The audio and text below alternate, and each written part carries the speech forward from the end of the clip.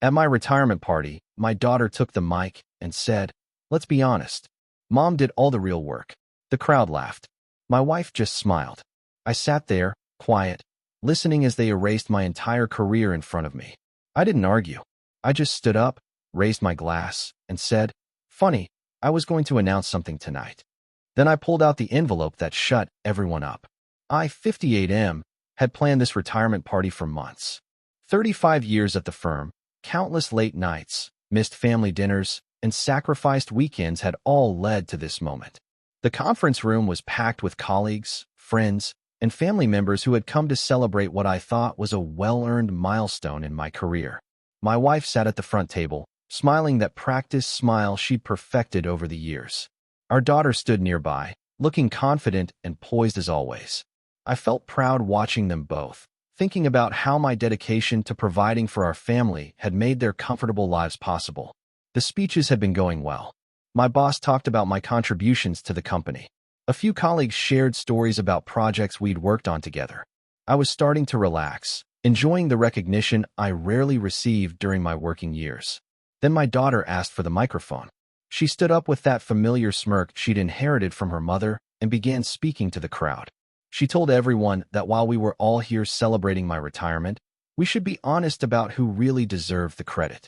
She explained how my wife had been the one managing everything at home, raising the children, handling the household, and basically running our entire lives while I was supposedly working.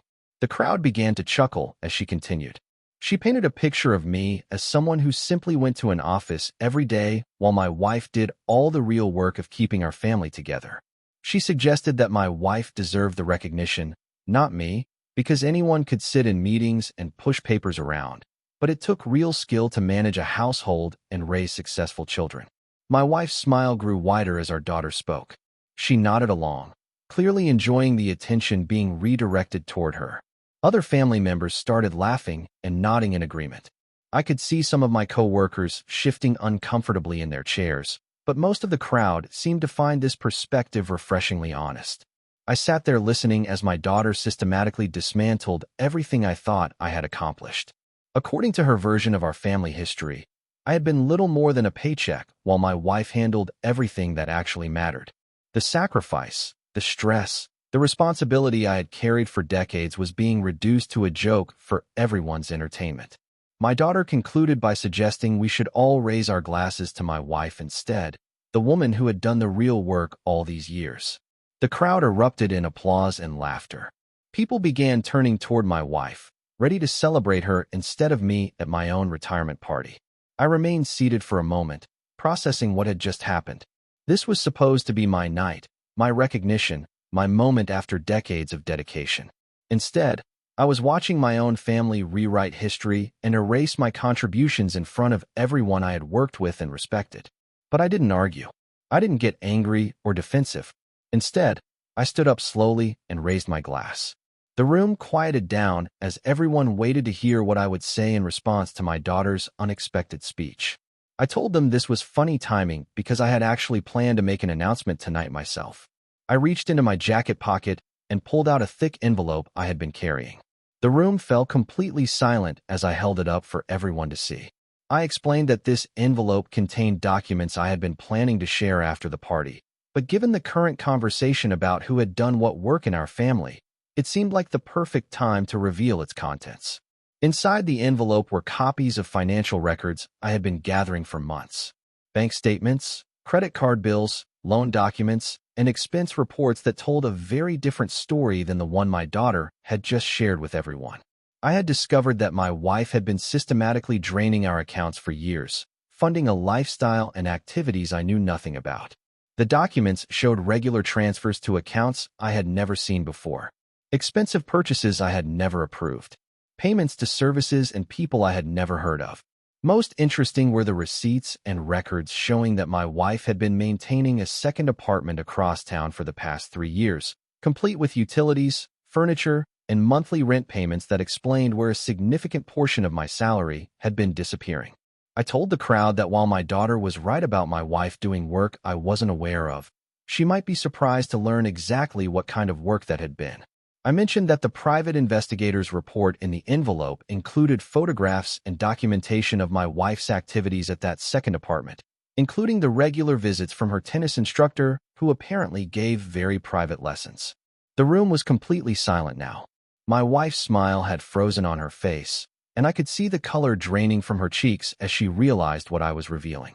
My daughter looked confused and angry, clearly not understanding how her speech had led to this moment. I continued by explaining that I had also discovered my wife had been forging my signature on financial documents, including a second mortgage on our house that I had never agreed to. The money from that mortgage had been used to fund renovations on her secret apartment and pay for various expenses related to her extracurricular activities. The envelope also contained divorce papers that I had already filed with the court. I informed everyone that my retirement party was also serving as my announcement that I would be starting the next chapter of my life without the family members who had just spent the evening explaining how little I contributed to our household. I told my wife that she was welcome to continue doing all that important work she was so good at, but she would be doing it somewhere else with someone else's money. The tennis instructor was welcome to help her figure out how to pay for her own apartment and lifestyle going forward. My daughter tried to interrupt, but I held up my hand and continued. I explained that I had also been reviewing her college expenses and various financial support I had provided over the years. Since she felt so strongly that my work wasn't valuable, I was sure she would understand my decision to discontinue any financial assistance that came from that apparently meaningless career of mine.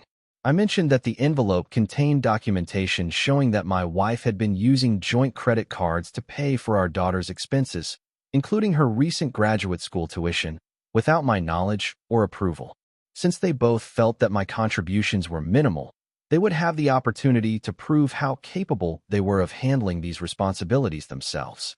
The room remained frozen as I explained that I had already moved my belongings out of our house and into a new place. My wife would find the locks changed when she got home, along with a notice to vacate since the house would need to be sold as part of the divorce proceedings to pay off the debts she had accumulated in my name. I thanked my colleagues for coming to celebrate my retirement and told them I was looking forward to enjoying the pension and savings I had worked so hard to accumulate. I mentioned that my wife's lawyer would be in touch with her soon to discuss the criminal charges related to the financial fraud, but that wasn't really my concern anymore. My wife finally found her voice and tried to speak, but I told her we would have plenty of time to discuss everything through our respective attorneys.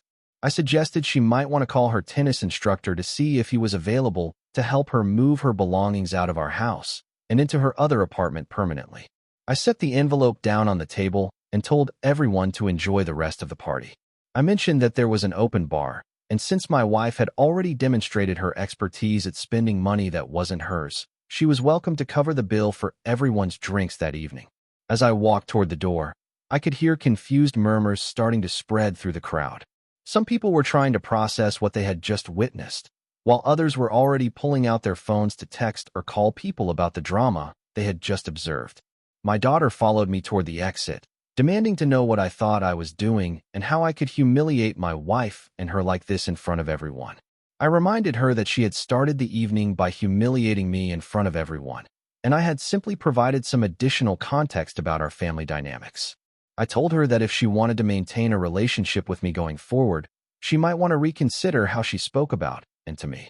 I explained that her mother had clearly influenced her perspective about my value and contributions, but she was old enough now to make her own decisions about how to treat people who had sacrificed for her benefit. Update 1.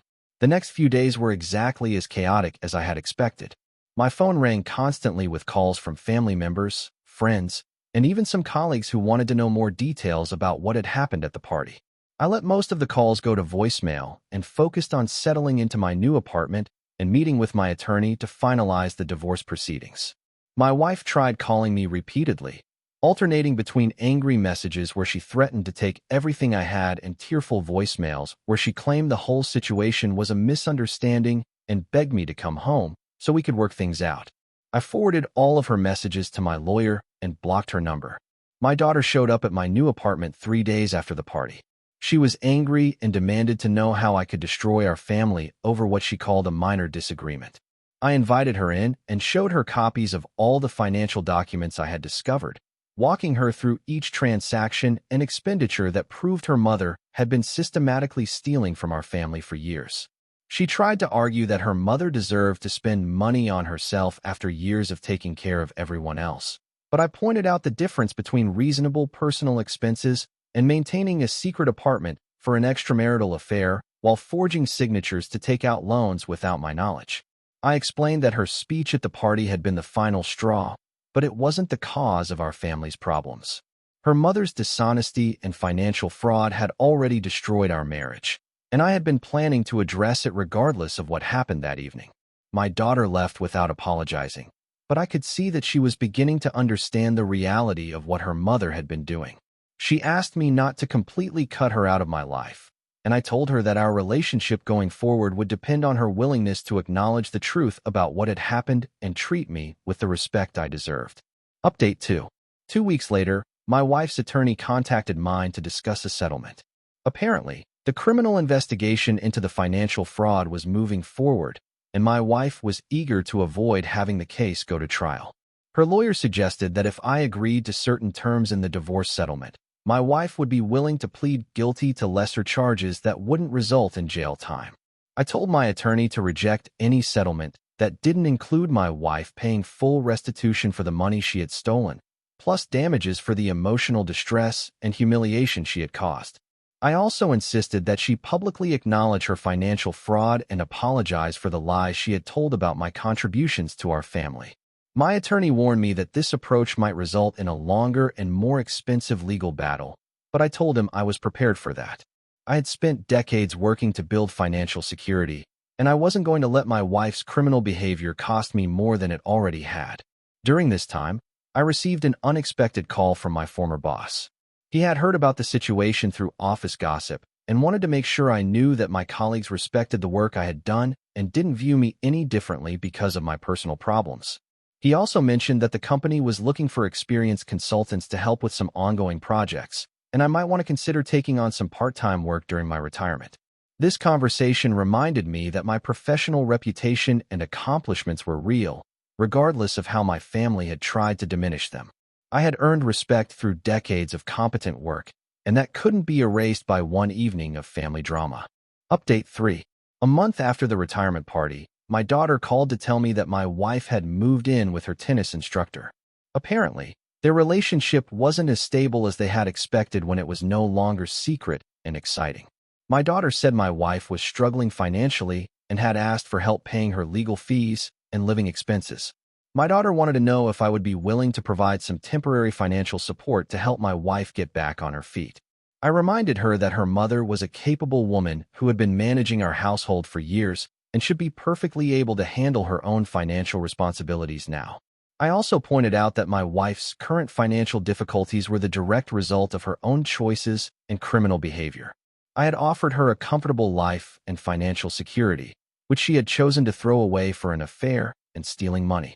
The consequences of those choices were hers to handle. My daughter seemed to finally understand that I wasn't going to rescue her mother from the situation she had created for herself. She asked if we could start rebuilding our relationship, and I told her I was open to that possibility if she was genuinely willing to acknowledge what had really happened and stop trying to rewrite history to make her mother look like a victim. 6 months later, I'm settled into my new life and genuinely enjoying my retirement. I took on some consulting work that keeps me engaged professionally without the stress and politics of my former job. I've reconnected with old friends and started pursuing hobbies I never had time for during my working years. My divorce was finalized with terms that protected my pension and retirement savings while requiring my wife to pay restitution for the money she had stolen. She avoided jail time by pleading guilty and agreeing to make payments over several years, but her financial fraud conviction will follow her permanently. My relationship with my daughter has slowly improved as she's come to understand the full scope of what her mother had been doing. She apologized for her speech at the retirement party and admitted that she had been influenced by years of hearing only her mother's version of our family dynamics. Looking back, I realized that retirement party was actually the best thing that could have happened to me. My daughter's public humiliation forced me to finally address problems I had been avoiding for too long. Instead of spending my retirement years supporting a dishonest spouse and entitled children, I'm free to enjoy the fruits of my decades of hard work. The envelope I pulled out that night contained more than just evidence of financial fraud. It contained my ticket to freedom and self-respect. Sometimes the best revenge is simply telling the truth and refusing to accept treatment you don't deserve.